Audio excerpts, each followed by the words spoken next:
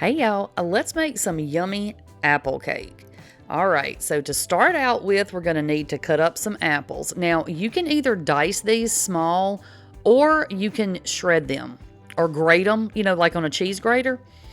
So I didn't want to pull my grater out and I was gonna have to peel these and all this stuff anyway, so I just thought it would be easier this way. So I just went ahead, and you're gonna need 1.5 cups. Okay, so I got 3 apples out because I wasn't real sure how much I was going to need, but I mean, you can always snack on the extra, right? So what you're going to want to do is go ahead and cut your apples. You're going to want to peel them, and of course, take the seeds and stuff out of them because you don't want none of that rough stuff in your yummy apple cake. So this also, y'all, and I may say this 20 times just because, who knows, it's me and sometimes I forget what I say and then I have to say it again. But this is a half recipe because y'all know it's just me and the cat and he don't eat apple cake. So a half the recipe, I'm going to put the half recipe in the description box. So if you want to make a full pan of this, a 9x13 pan, you're going to need to double this recipe, okay? Does that make sense? I hope it does. Okay, go ahead and make sure that you preheat your oven to 350. Alrighty. So now we're going to go ahead. Like I said, we're going to peel our apple, take the seeds out, and then we're going to go ahead and chop it up. And I don't mind, a little bite of apple in my cake. So mine are not tiny. You certainly can cut them smaller than this if you want to. Or if you like a bigger chunk, see how small that is? That's the size mine were. And then I ate that. You see it did not go back to that, to the cutting board. But, or if you like yours a little bit bigger, you can certainly do that. It's just, whatever you want to do. But 1.5 cups is what we need, okay?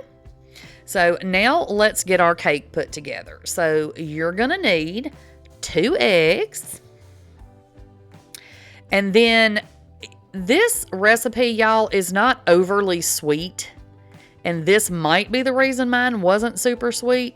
It does call for 1/4 cup of applesauce. And I don't usually have applesauce. I mean, I don't eat applesauce. I use it when I make my banana bread. And I'll link that down below if y'all want to check that out. But it's kind of a lower fat, like a healthier version of banana bread, and I use unsweetened applesauce. So that's what I had at my house, so that's what I used in this recipe. But feel free to do however you want to. Okay, so then I added 1/2 cup of oil and about a teaspoon or 2 of vanilla, because y'all know I was not going to measure it, and I did not. All right, so now we're going to go ahead and get our sugars added. You're going to need 1/2 cup of white sugar. And then you're going to need 1/4 cup of brown sugar. And then we're going to go ahead and get that good and mixed up before we add our other stuff.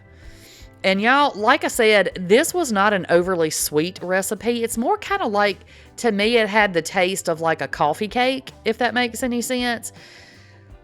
So just keep that in mind. And it, like I said, it could just be the unsweetened applesauce that, made that happen. I'm not sure, but it was delicious. Anywho, so what this recipe, the original recipe, calls for cinnamon, ginger, and nutmeg. Well, I didn't have ginger or nutmeg, but I had pumpkin pie spice, and it has all that in there. So it should have been a total for those 3 ingredients, the cinnamon, ginger, and nutmeg. It should have been a total of a teaspoon. So I just used a teaspoon of pumpkin pie spice. Now, I will put the original recipe ingredients down in the description box and then just kind of note out to the side what I used, and that way y'all can do either or with whatever you have. Okay, so you're going to add your little seasonings in there, mix those up, and then we're going to get our dry ingredients. So you're going to need 1 1/4 cups of all-purpose flour, and then we're going to need 1/2 teaspoon of baking soda. If I can get it out of there, it's almost empty. I did buy a new box though, so, coming soon, new box of baking soda. And then you're going to need 1 teaspoon of baking powder. And then we're going to need 1/2 teaspoon of salt. And this is just the fine sea salt that I'm using. So then we're going to go ahead and we're going to give that a good mix. And I kind of mix the dry ingredients up on the top first, just to kind of get those mixed in with the flour a little bit. And then go ahead and just mix this up. Now, this is not one of those cakes that you need a mixer or a blender. Not a blender. Oh, Lord, please don't put it in a blender. But a mixer, a stand mixer or a hand mixer. It mixes really, really easy. So, I mean, as you can see. So, once you get your batter all mixed up, you're going to go ahead and add your apples in. And just fold those right on into your batter. And if I didn't tell y'all already, because y'all know I said I was going to repeat myself, 350. Preheat your oven to 350. I can never talk when I try to do this, y'all. So anywho, you're gonna go ahead, fold your apples in. Just make sure, don't over mix it if you can help it, but mix it in good to where you don't have big clumps of the batter with no apples in it. Does that make sense? Okay, so make sure that you spray your pan down real good. And again, this is a half recipe. So I'm using an 8x8 pan, but you can certainly do this in a 9x13 pan. Just double the measurements that I'm giving you, okay? And I'll try to remember to make a note of that too down in the description box. So just go ahead and, put your cake in there, kind of smooth it out the best you can, so it'll be nice and even. Bump it on the counter a time or two if you need to. Just don't bump it too hard and shatter your pan. I broke one the other day doing that, y'all. But I don't blame myself. I think it was something else that happened. We ain't going to blame me. Anyway, all right. So we're not going to get a new bowl. We ain't going to mess nothing else up, but we're going to make the topping to go on top of this cake.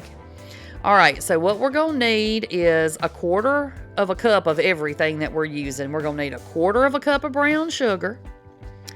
We're going to need 1/4 of a cup of flour. And we're just going, if you do these like the even measurements, even amount of everything, then you're the consistency comes out good. All right, and then we're going to need 1/4 of a cup of rolled oats. And I actually use the small ones. I use just the instant ones. I don't think it makes a difference. It didn't to me in this recipe. In some recipes it does.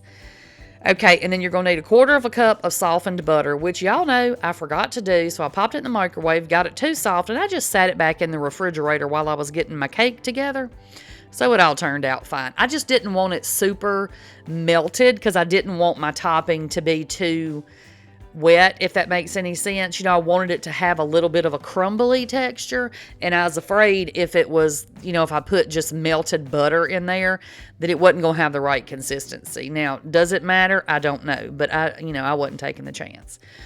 So now once you get that mixed up, you're going to go ahead and you're just going to sprinkle this all over the top of your cake. And like I said, I don't know if it was the unsweetened applesauce that made my cake not overly sweet, but the topping is sweet. So it was like the perfect balance to me.